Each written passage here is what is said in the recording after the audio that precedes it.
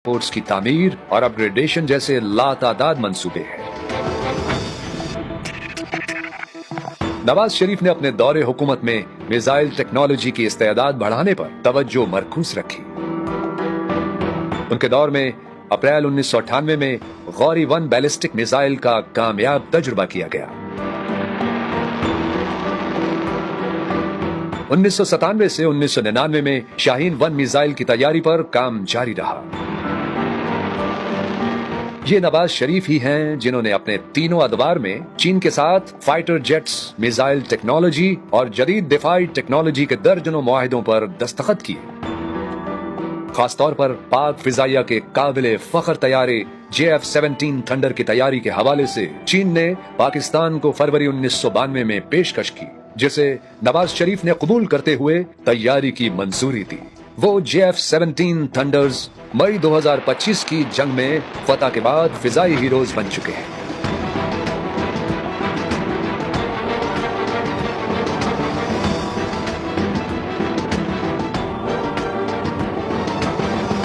नवाज शरीफ ने तालीमी शोबे को कभी फरामोश नहीं किया।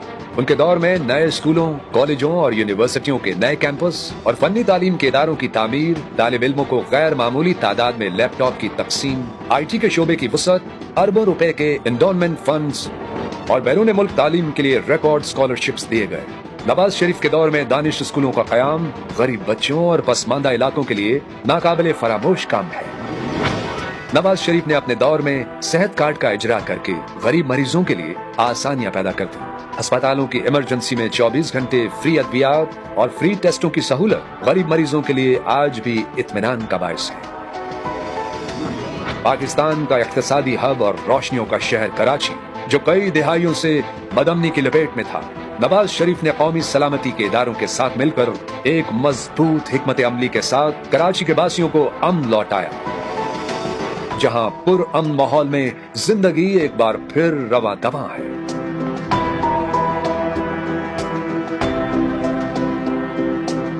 पाकिस्तान की खारजा पॉलिसी को मुस्तहकम रखने में नवाज शरीफ का किरदार गैर मामूली है।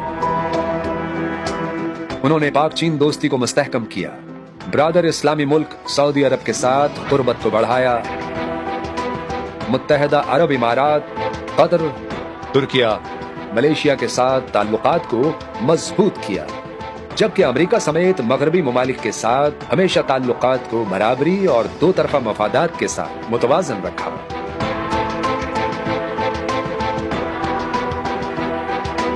नवाज शरीफ की मुस्तहकम खारजा पॉलिसी का कमाल ही है, जिसका नतीजा हालिया पाक भारत जंग के दौरान पाकिस्तान को हासिल गैर मामूली ताउन की सूरत में सामने आया है।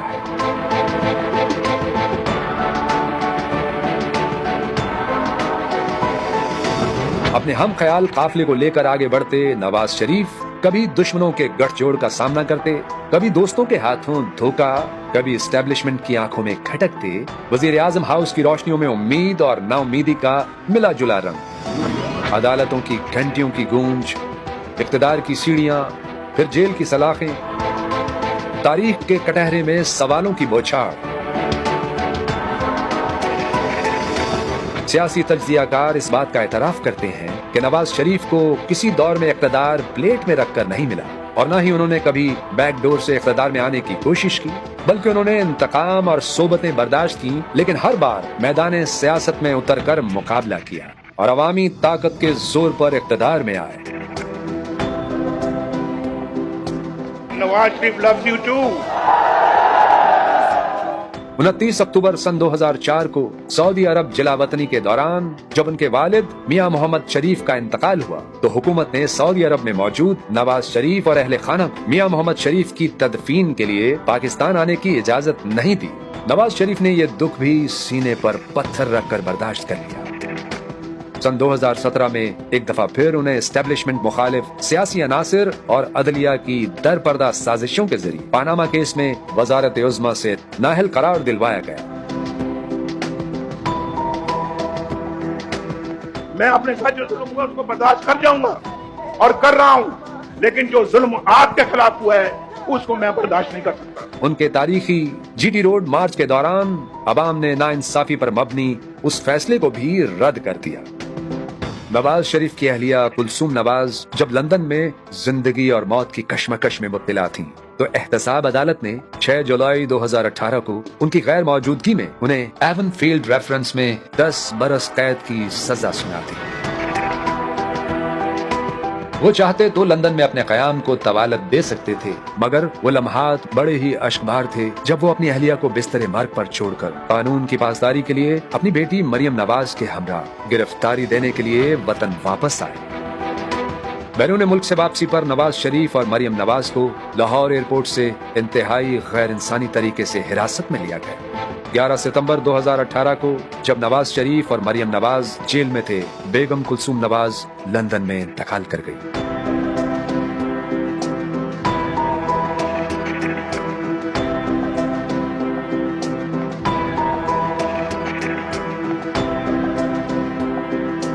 نیب کی تحویل میں ان کی صحت پر جان لیوا حملہ کیا گیا، جس کے بعد انہیں علاج کے لیے برطانیہ جانا پڑا۔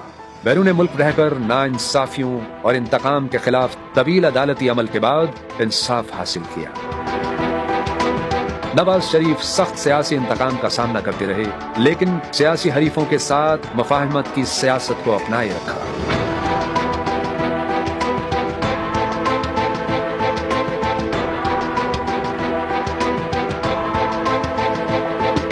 14 مئی 2006 کو لندن میں پاکستان پیپلز پارٹی کی چیئرپرسن محترمہ بے نظیر بھٹو کے ساتھ میثاق جمہوریت پر دستخط کر کے پاکستان میں جمہوریت کو ڈکٹیٹرشپ سے محفوظ رکھنے کے لیے ایک تاریخی معاہدہ کیا۔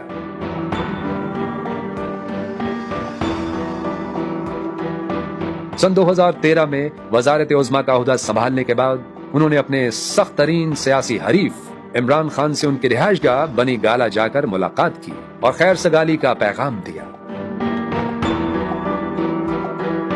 پرویز مشرف کے خلاف عدلیہ کی تحریک میں فیصلہ کن لانگ مارچ کی قیادت کر کے عدلیہ کی آزادی کو بحال کرانے میں کامیاب ہوئے۔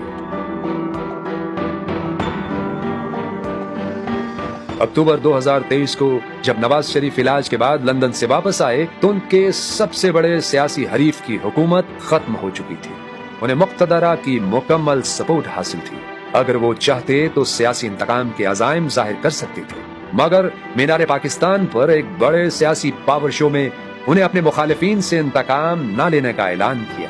ان کے اس اعلیٰ ظرفی کو سیاسی حلقوں میں خوب سراہا گیا۔ نواز شریف کے دل میں اگر تمنا ہے بس یہی ہے میری یہ قوم کے لوگ خوشحال ہو جائیں۔ میں اس قوم کی خدمت کرنا چاہتا ہوں، میں نے پہلے بھی کی ہے۔ نواز شریف کی زندگی میں ان کے والد میاں محمد شریف اور والدہ شمیم اختر کی تربیت کا رنگ ہمیشہ نمایاں رہا۔ وہ امور سیاست میں والد سے مشاورت اور والدہ سے دعائیں لیے بغیر کوئی کام نہیں کرتے تھے۔ اس طرح انہیں زندگی کے ساتھ ہی ان کی اہلیہ کلثوم نواز کا بھی خاندان کو ایک ضابطے میں رکھنے میں